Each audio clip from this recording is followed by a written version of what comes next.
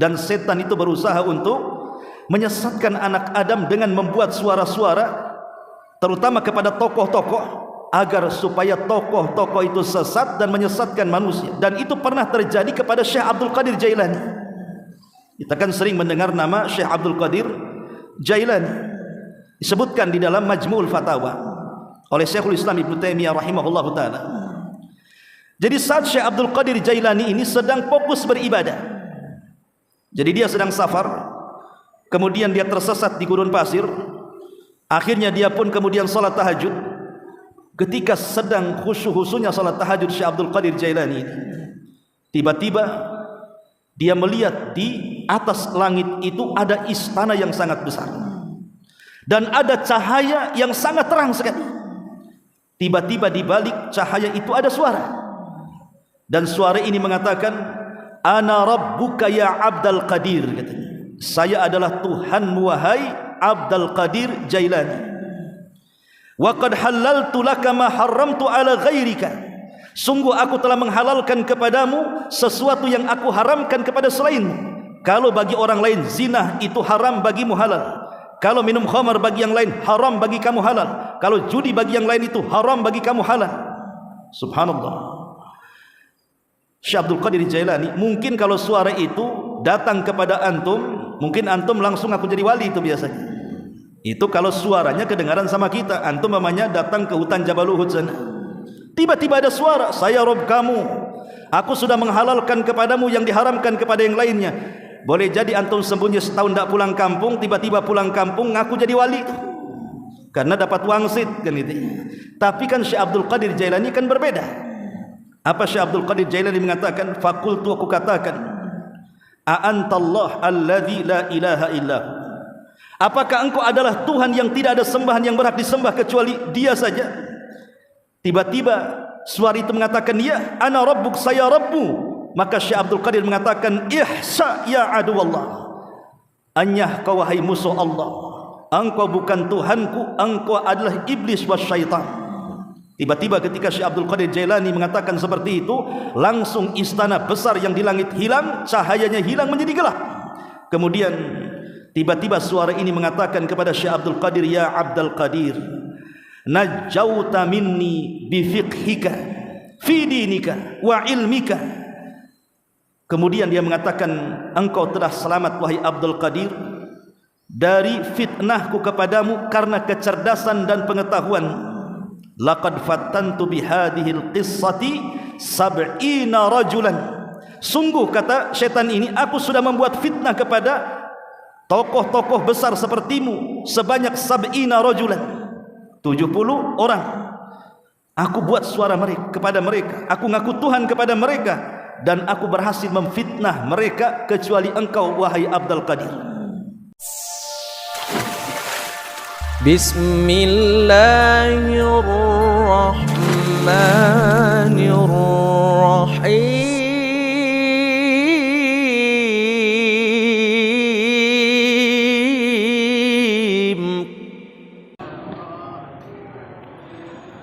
Alhamdulillah wassalatu wassalamu ala Rasulillah wa ala alihi wa sahbihi wa mawalah wa la hawla wa la quwata illa billahi wa ba'd.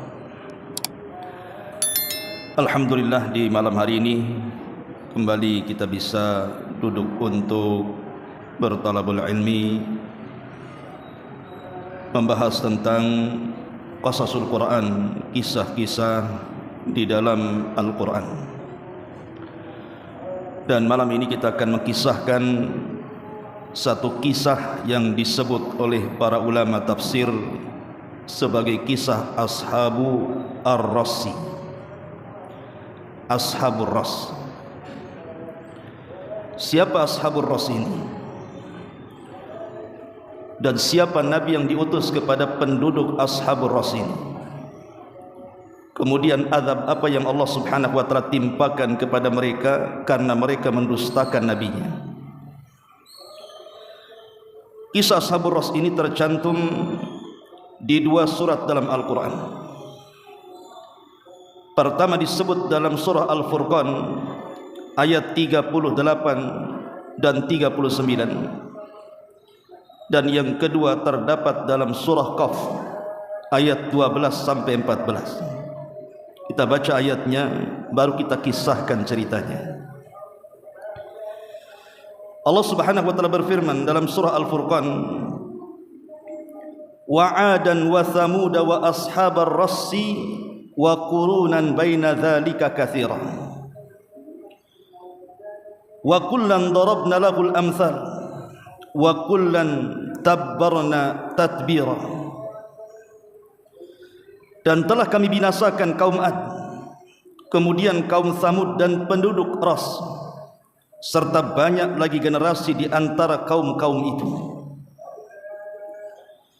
Kemudian Allah Subhanahu wa taala menyebutkan dalam surah Qaf-nya, kadzabat qablahum qaum nuhin wa ashabur rassi wa thamud wa 'adun wa fir'aun wa ikhwanu lut wa ashabul aikati wa qaumut tubbah kullun kadzabar rusul fa haqqa wa'id. Sebelum mereka kaum Nuh, kemudian penduduk Ras dan kaum Thamud telah mendustakan rasul-rasul. Demikian juga kaum Ad, Fir'aun dan kaum Lut serta penduduk Aikah dan kaum Tubbah, semuanya telah mendustakan rasul-rasul, maka berlakulah ancamanku atas mereka. Di dua ayat ini Allah Subhanahu wa taala menyebutkan kalimat ashabur rassi, penduduk Ras. Siapa penduduk Ras ini? Ahli tafsir banyak yang kemudian mereka mengungkapkan pendapat masing-masing. Pertama, ada yang mengatakan bahwa ashabur Ras adalah kaumnya Nabi Syuaib. Artinya ashabur Ras itu tinggal di Madian. Dan ini pendapat yang dinukilkan Ibnu Katsir oleh sebagian ahli tafsir. Yang kedua, ada yang mengatakan bahwa ashabur Ras mereka adalah sebuah kaum yang memendam nabinya dalam sumur. Arassu nabiyahum fi bi'rin, mereka memasukkan nabi mereka ke dalam sumur, kemudian mereka pun mengubur hidup-hidup. Dan ini pendapat Ikrimah rahimahullahu ta'ala. Kemudian yang ketiga, ada yang berpendapat bahwa ashabur Ras adalah kanu kauman ya'budunal awthan fi biladi Syam. Mereka adalah sebuah kaum yang menyembah berhala di negeri Syam. Kemudian mereka pun singgah di sebuah sumur. Ketika mereka melakukan kesyirikan kepada berhala-berhala itu, maka Allah Subhanahu wa taala kemudian timpakan gempa dan memendamkan mereka ke dalam tanah. Dan ini pendapat Imam Dhahak. Kemudian yang keempat, ada juga ashabur Ras adalah mereka adalah ashab yang disebut dalam surah Yasin yang sudah saya kisahkan. Ada dalam surah Yasin itu satu nama yang disebut dengan Habibun Najjar, yang Allah katakan wa ja'a min aqsal madinati rajulun yas'a, dan telah datang dari penjuru kota seorang laki-laki yang bergegas untuk menolong tiga nabi yang diutus kepada sebuah negeri. Ini juga satu pendapat.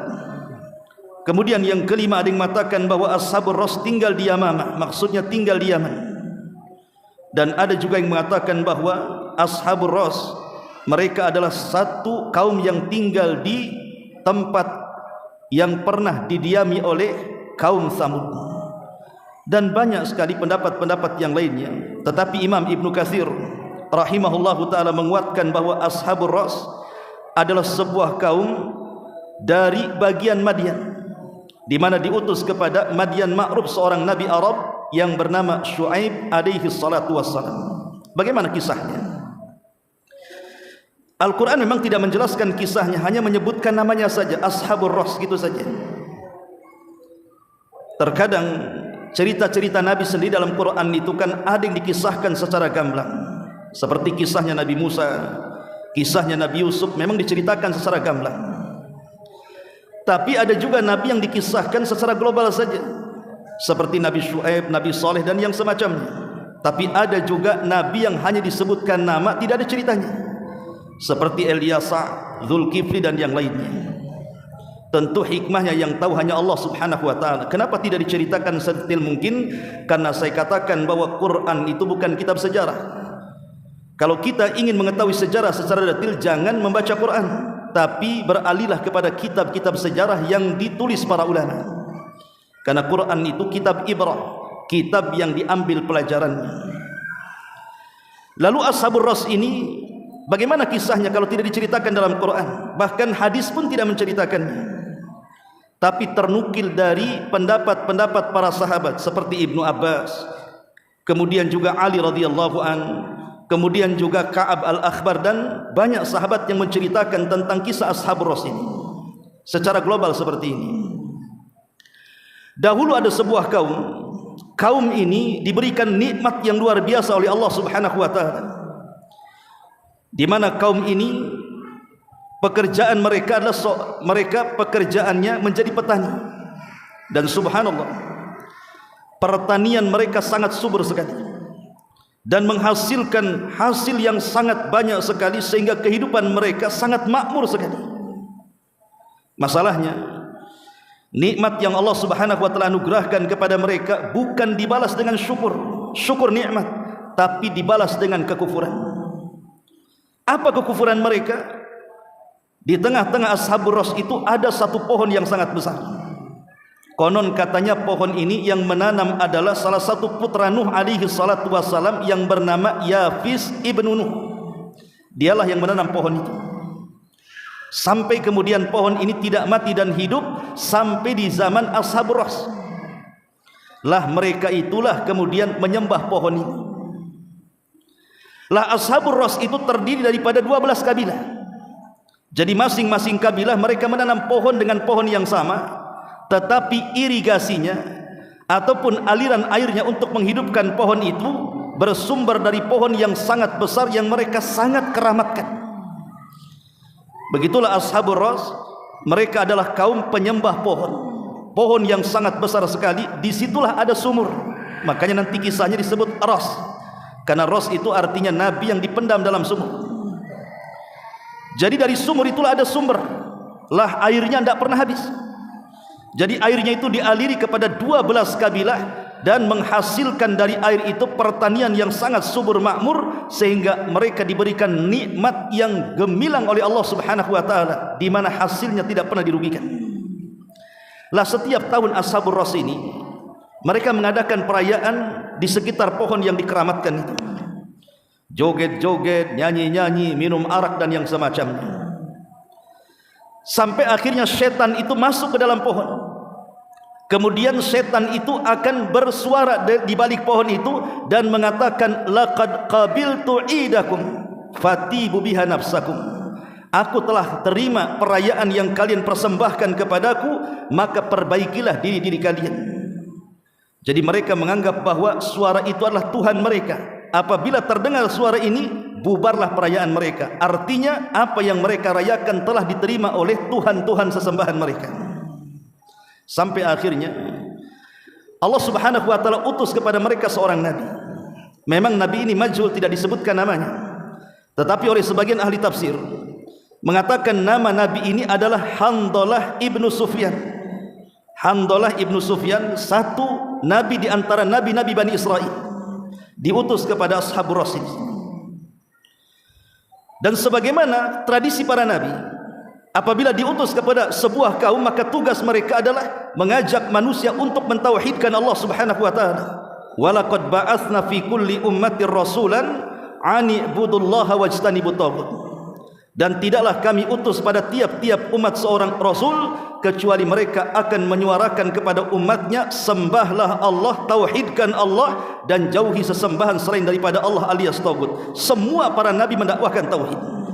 Jadi nabi ini mengajak kepada penduduk Ras ini jangan menyembah pohon, karena pohon itu bukan Tuhan. Tetapi Ashabur Ras, kebiasaan umat-umat terdahulu, mereka pun mendustakan nabi yang diutus kepada mereka.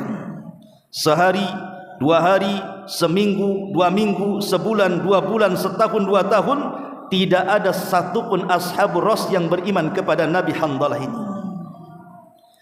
Akhirnya kemudian Nabi ini berdoa, dan kita tahu bahwa setiap para Nabi itu punya doa pamungkas. yang kalau dia berdoa pasti mustajab. Sebagaimana Nabi SAW mengatakan, setiap Nabi itu punya doa, dan doa mereka sudah dipanjatkan di dunia kecuali diriku, karena aku simpan doaku, kata Rasul, untuk syafaatku pada umatku kelak pada hari kiamat. Lah Nabi Handalah ini berdoa kepada Allah agar Allah mematikan pohon itu. Setelah kemudian Nabi ini berdoa, doa seorang Nabi mustajab. Akhirnya pohon yang sangat besar tiba-tiba mati, lunglai, kering. Akhirnya kemudian aliran airnya pun tiba-tiba tidak ada air lagi yang bisa mengaliri untuk ekonomi mereka, pertanian mereka.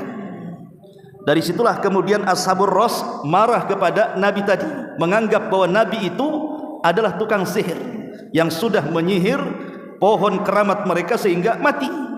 Bayangkan, Tuhan kok bisa mati, Tuhan kok bisa lunglai, bisa layu, ini gimana ceritanya? Akhirnya kemudian mereka menganggap bahwa Nabi itu tukang sihir. Begitulah setiap Nabi yang diutus kepada umatnya pasti akan didustakan dan akan diistihzakan, diolok-olokkan dengan sebutan tukang sihir. Seperti Nabi SAW juga, kurang lebih saja dikatakan penyihir, dikatakan penenung, dikatakan tukang peramal, perangkai syair dan macam-macam. Setiap para Nabi itu akan ada tuduhan-tuduhan seperti itu. Tapi ada juga sebagian Ashabur Ras tidak menganggap bahwa Nabi itu tukang sihir.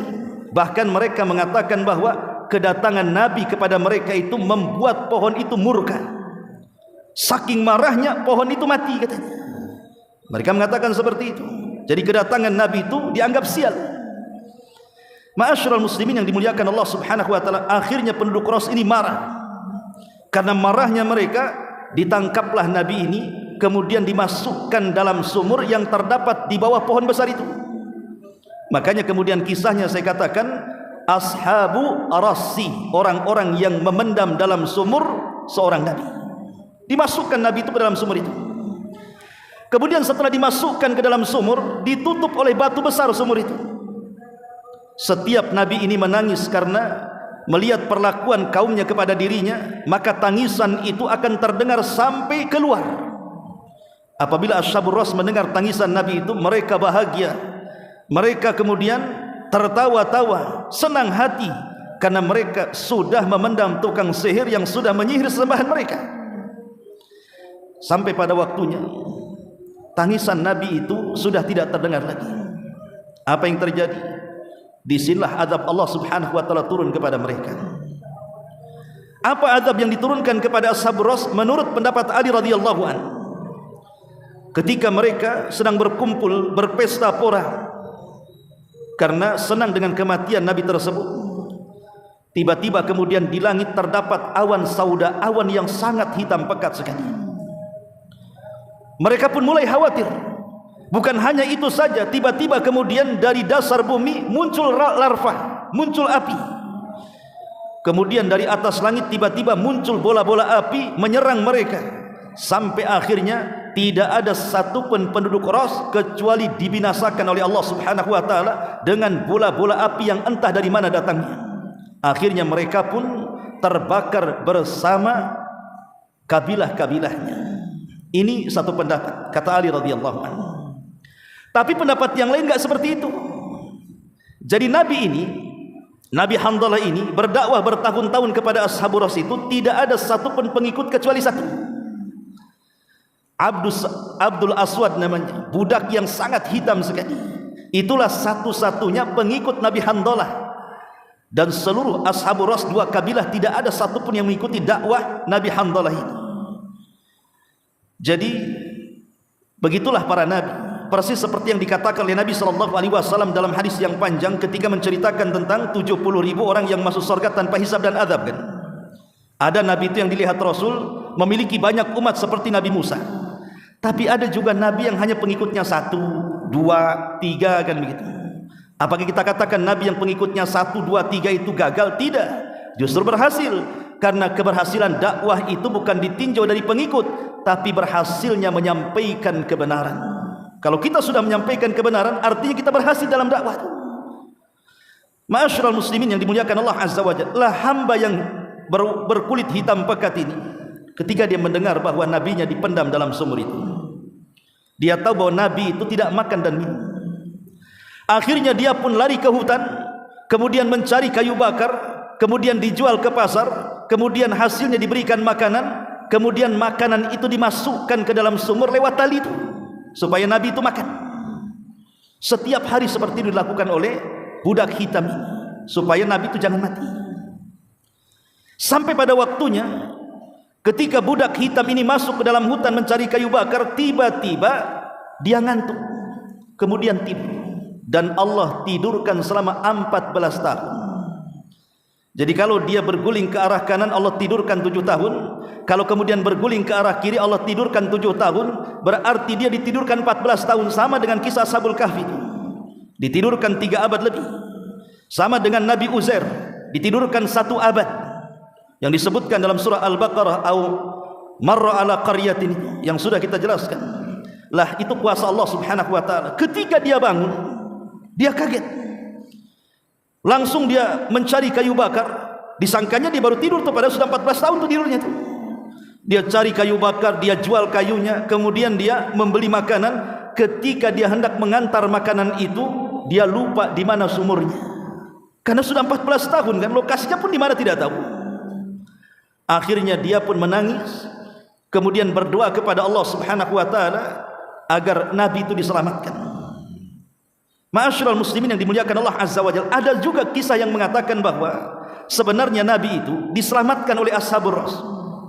Jadi ketika Nabi itu di dalam sumur, dan Nabi itu berdoa agar kaum Ashabur Ras itu diadab oleh Allah subhanahu wa ta'ala, tatkala Ashabur Ras itu merasakan bahwa adab Allah akan menimpa mereka, mereka pun sadar, kemudian mengambil Nabi itu, dan barulah kemudian mereka beriman semuanya, sehingga tidak turun adab kepada mereka. Jadi macam-macam pendapat para ulama tentang kisah Ashabur Ras di sini. Tapi intinya bahwa mereka adalah kaum penyembah berhala berbentuk pohon, dan setan itu berusaha untuk menyesatkan anak Adam dengan membuat suara-suara, terutama kepada tokoh-tokoh, agar supaya tokoh-tokoh itu sesat dan menyesatkan manusia. Dan itu pernah terjadi kepada Syekh Abdul Qadir Jailani. Kita kan sering mendengar nama Syekh Abdul Qadir Jailani, disebutkan di dalam Majmu'ul Fatawa oleh Syekhul Islam Ibnu Taimiyah rahimahullahu taala. Jadi saat Syekh Abdul Qadir Jailani ini sedang fokus beribadah, jadi dia sedang safar, kemudian dia tersesat di gurun pasir. Akhirnya dia pun kemudian salat tahajud. Ketika sedang khusyuk-khusyuknya salat tahajud Syekh Abdul Qadir Jailani, tiba-tiba dia melihat di atas langit itu ada istana yang sangat besar, dan ada cahaya yang sangat terang sekali. Tiba-tiba di balik cahaya itu ada suara, dan suara ini mengatakan, "Ana rabbuka ya Abdul Qadir," katanya, "Saya adalah Tuhanmu wahai Abdul Qadir Jailani. Wa qad halaltu laka ma haramtu ala ghairika." Sungguh aku telah menghalalkan kepadamu sesuatu yang aku haramkan kepada selainmu. Kalau bagi orang lain zina itu haram, bagimu halal. Kalau minum khamar bagi yang lain haram, bagi kamu halal. Kalau judi bagi yang lain itu haram, bagi kamu halal. Subhanallah. Syekh Abdul Qadir Jailani, mungkin kalau suara itu datang kepada antum, mungkin antum langsung aku jadi wali itu biasanya. Itu kalau suaranya kedengaran sama kita. Antum namanya datang ke hutan Jabal Uhud sana, tiba-tiba ada suara, "Saya Rob kamu, aku sudah menghalalkan kepadamu yang diharamkan kepada yang lainnya." Boleh jadi antum sembunyi setahun tak pulang kampung, tiba-tiba pulang kampung ngaku jadi wali itu, karena dapat wangsit kan itu. Tapi kan Syekh Abdul Qadir Jailani kan berbeda.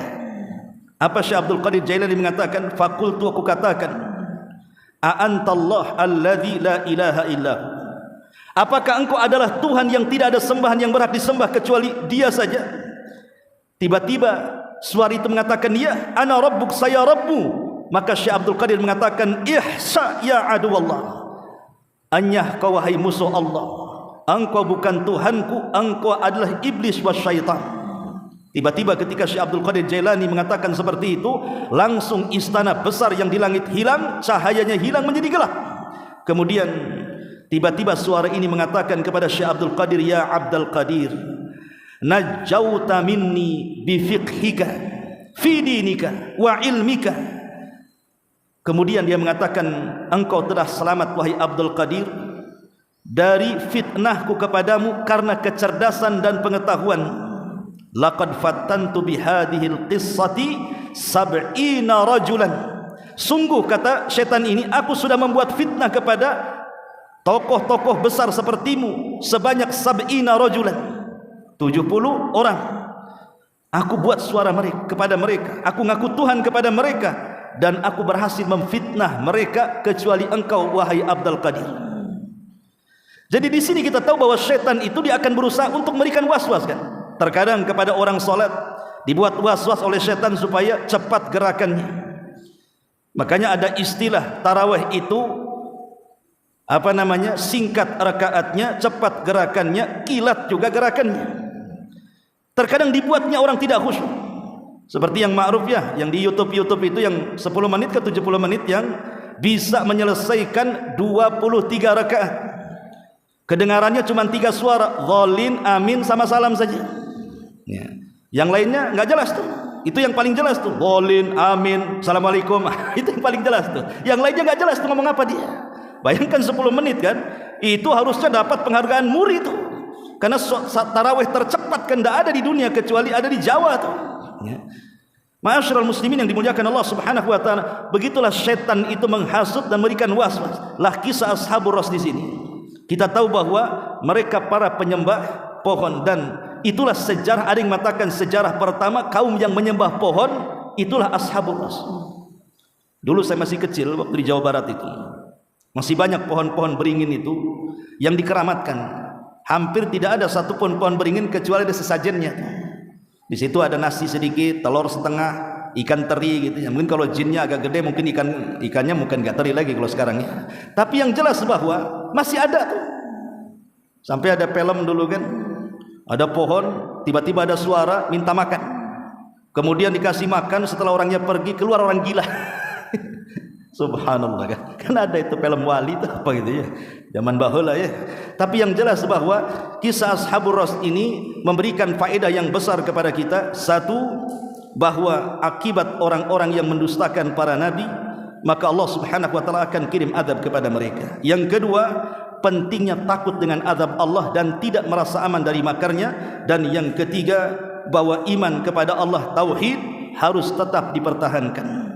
Itulah yang kita bisa petik dari kisah Ashabur Ras. Subhanakallah bihamdika asyhadu an la ilaha illa anta astaghfiruka wa atubu ilaik. Allahu taala alam. Assalamualaikum warahmatullahi wabarakatuh.